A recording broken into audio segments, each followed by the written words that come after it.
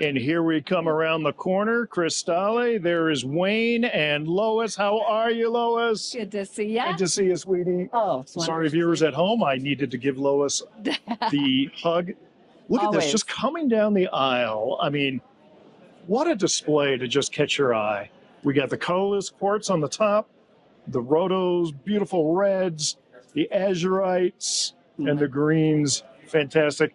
We know who set this up. Well, I love Lois. my color posting. It's totally. fun. You've been known so long for doing such incredible displays, and you never stop. Well, it's helpful to have the right rocks. Yeah, no, that's true. You can't do a row of rhodochrosite if you only have one. It's exactly. it's a little difficult. But what we are known for is our golds. Indeed. We got. If you step into my parlor, I have a beautiful gold display. Here, let me open the case. If you don't, yeah. That you don't get the glare. Man, this Cold Mountain one on the top really just jumps out.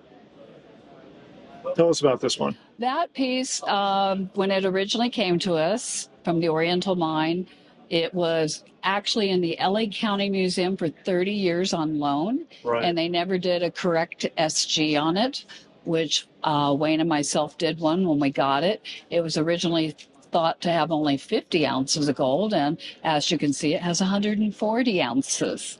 Now, I remember you had this at the Westward Look show. Yes. And then eventually I think you had to give it back. Is that right? No, we've kept it. We just kept it. You've always had it. Okay. Yeah, we loaned it to the Bowers Museum for a special exhibit. Okay. But we've always had it, but because of COVID, we kind of just put it back a little bit. Well, I mean, it is. I remember when we first filmed this, it was incredible. It has never stopped being incredible. Well, it's one of the largest California pieces around, and it's crystallized. That's what's so cool about it. It's amazing. And you did a lot of the work. I did all of the work on that one. Yeah, that one I did all the work on. Super. Actually, it was my first gold to work on. What a one to break your teeth. Most people start with something small.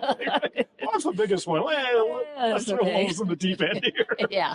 So, and this is a new one here. This is a new one out of Papua New Guinea. And little guinea golds. And that's quite a nice large one there. That's about 28 ounces. And I love it because there's a lot of warmth in that gold. It does. And the gold comes in all different colors. Nice color, and you can see the beautiful white quartz in it. That is superb. That is so you got about 28 ounces. So 28 ounces. So that's a superb piece. I really, really love this. Just the three-dimensionality of it. There's so much inside of it around. It's beautiful. It's a great piece. And you can see it was up against a wall. So in the mine. So it was up against the wall. So that's why the gold's like that at the side. I love it. That's an absolutely lovely Isn't that a great piece? From Papua New Guinea. Papua New Guinea. Yeah, we have a few new pieces. The Papua New Guinea pieces are cool. Stay. Good gold. Good gold. Good gold. But always we have some wonderful California pieces. A nice Newfoundland piece up there also, which people are not. It's so unusual because you get the pink feldspar with it. Oh, yeah. So you get all this pink feldspar around it, and you get all these nice little wires, which is really unusual. And that's all known for that particular area. But of course, I can talk about gold all day, but we're going to go into some other metals here. You can talk about it all day, and you have the pieces to back up that time schedule. Yeah, so if anybody gets by, there is a fabulous gold display to look at.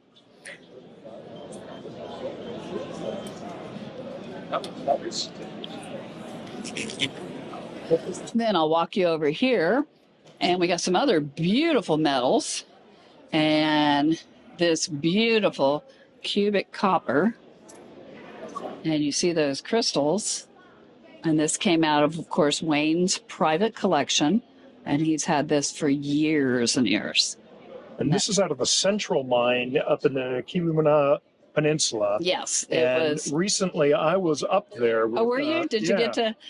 I actually went to the Central Mine, and I have photos of John Jazowick and myself, who is the curator of the A.E. Seaman Museum, on top of the dumps at the Central Mine. Oh, fabulous. Yeah. That's great. So I've been to this mine. This is great. So it's the crystallization, and that's amazing. Now here's another one. Now this is a Bisbee piece. So the Bisbee piece has got these nice elongated crystals, and on the back, it's all filigree. I mean, this piece is amazing. That is a great And then a nice spinel twin running along here. This is fabulous. Again, right out of Wayne and Donna's collection. You know, and any great piece like this, especially from Bisbee, is an immediate classic. It's and huge. This is just Which will lead into our new Bisbee collection we just premiered. So this was a good thing to put out. So I got a few new fun pieces in here. And of course, your standby Consberg silver. I mean, when you talk classic localities. For silver, you can't get more classic than Kongsberg. Yeah, Kongsberg is the classic locality, and nice to see a great matrix on it. You're seeing the wires rip around, and just a beautiful piece. And again, this was a smaller one out of Wayne's collection. He still has 4 really big ones. Does he really? Yes, he does. Oh, I got to head back to Laguna. I need to take a look at those. But, and this is a Plumbo gumbite and mimetite, and everybody is used to the Plumbo gumbite, the new stuff that came out. Right. This is the old stuff. This was actually in Philadelphia Academy of Science. Ooh, this is a really old one. Yeah, so this was an old one from there. So we have the Philadelphia label.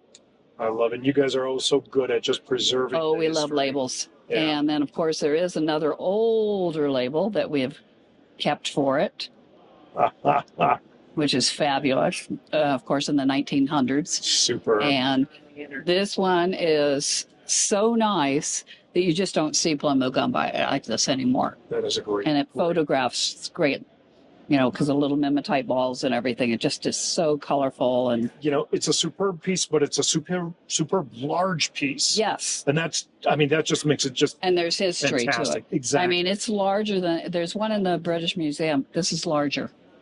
It's again, and you can see even running through the backside. Yeah, it's all crystalled. Everything's crystallized on this piece.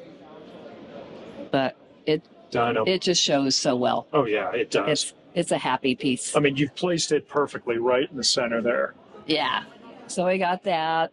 Another one out of Wayne's collection is this mimetite here. And this, again, was Philadelphia Academy. So, Classic. again, very classic. Doesn't have all the cracks that you normally see. It's such a spectacular piece. I love that. So Wayne's offering a few of his pieces to do just a little bit of fun. Well, I mean, I think the viewers would love a tour of Wayne's private collection. You know, talk to Wayne. Well, it'd be doing much smaller than you expect. that. But it's not size, it's quality. Yeah. I mean, it could be small, Yeah. but of exceptional quality and super. Yeah, he's never had a huge collection. He doesn't hoard everything. Right. And it's wonderful in that act. So, and we were talking about Bisbee, or the big Bisbee copper. Right. Let me go ahead and close the case here, Yeah, just because we've got the crowds coming in, and they're fun. So We wanna this new protect the Bisbee pieces. collection, we have the 2 shelves here, okay. and then I have the Brighty Whitey case there. And he was so amazing. We bought this actually. What was the name of the collector? Yeah, Ellen. Ellen? Elkins. Elkins. Melvin Elkins. Melvin, I can talk. well, I yeah, can that- talk this morning. I'm Yeah, sorry. but it doesn't flow easily. off It the doesn't tongue. flow easy, but he did such a beautiful job of doing all the the pieces.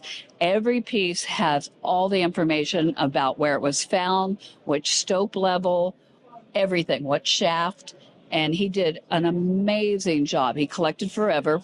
He mined actually with Dickie Graham, Well, and that's funny because yesterday when we were talking and you were telling me this level of detail that he has on the labels, I said, wow, that's like Graham level details. So and you Graham, said, well, yeah, they mine together. So mine together. obviously one of the many things that Dick Graham shared and influenced in terms of other collectors. Yeah. And not normally do you have people that are miners that actually do that kind of good labels. Exactly. With good information, which is amazing. Now, this is some of the other pieces, of course. And there's an absolute I'm going to pan down and I'm going to let the viewers take a look, and they should know which piece we're going to pull out because it is absolutely stupendous. So I'm doing a slow pan where they can see the pieces and the labels so that they can identify what the mineral is. And among these minerals is one exceptional piece that we are actually going to highlight right now because it is truly breathtaking. So now that they've seen it, hopefully they've guessed.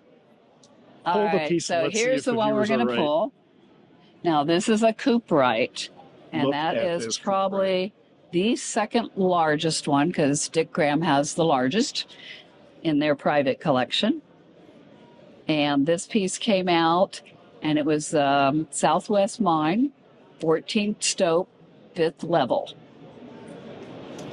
Look at that piece. I mean, once you rotate it around. That is absolutely gigantic. I'm trying to get my fingers out of the way, but you can see it is so wonderful. It's gorgeous. That is a Bisbee collector's dream. That is a Bisbee classic. Yeah. And I especially love that you know exactly what stope and area and level and everything. Oh, he was just amazing. The stuff he had that was just, let's see if I can get that standing again like it did. I'll come back to it. But the conolite, another. Okay, now that is, let's see. Okay, I'm trying to get focus on here. There we go. That is ED64. Yeah. And I know you have his book, so yeah, can we pull the card to show the viewers what ED64 so his what it looks like? He did amazing stuff. So when he did cards for everything, he kept this wonderful notebook. And a lot of the pieces shown in there are part of the Bisbee 3, Arizona 3 catalog. Classic mineralogical record. Yeah, a couple of these that were pictured in here, we actually sold this morning. They're sitting over there ready to be picked up. So like this one here was just sold this morning, and that was one of his pieces. God, I love it that you, like, today, this piece was available, was just picked up, and you've got this classic photograph of it. In what year did this come out? This year, 1981. Yeah. And that has just come back to the market. Correct. Isn't that cool? That is amazing. So he did all of these beautiful cards on everything. And that particular piece we were looking at, the Cooperite, the ED64. And he was with Richard Graham and the twins when they collected it. So we're talking about Dick Graham right there. They were together. Isn't that cool? He not only was influenced by Dick, he was with Dick when he collected it. Isn't that fun? So a lot of these will say, all of his stuff, when he did it, all of these wonderful things. If he bought it at the Bisbee show, he was a frequent flyer at Bisbee show. Sure. Okay. And a lot of these he did buy at Bisbee show when he wasn't mining.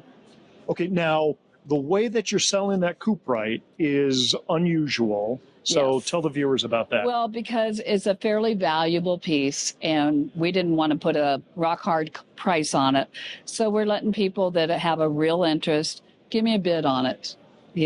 It's not going to be cheap, but it's a wonderful piece. So how would people bid? Do they just contact you directly? Just contact me, stop by and say, and if they come up with the number that is what we're kind of thinking, they can have it on the spot. So, okay, so you don't have like a hard stop on the bid time. You No, have we an do idea not. of what it might be worth. Yeah. And if somebody hits that number first, it's gone. Exactly. Super, super. So it's just fun to have. And like, Well, I mean, I love that idea because it really establishes fair market value. exactly, because there's a few people looking at it right now, a couple of diehard collectors. Sure. Yeah. And they have ideas in their mind, and we have ideas, so we'll see who comes up with it. I love it. I love it. Lois, always a pleasure. Thank you so you. much. Give me Love another it. hug. Oh, thank you very much. All right, Appreciate darling. it. Have a great show. Hope it works. Yeah, it will.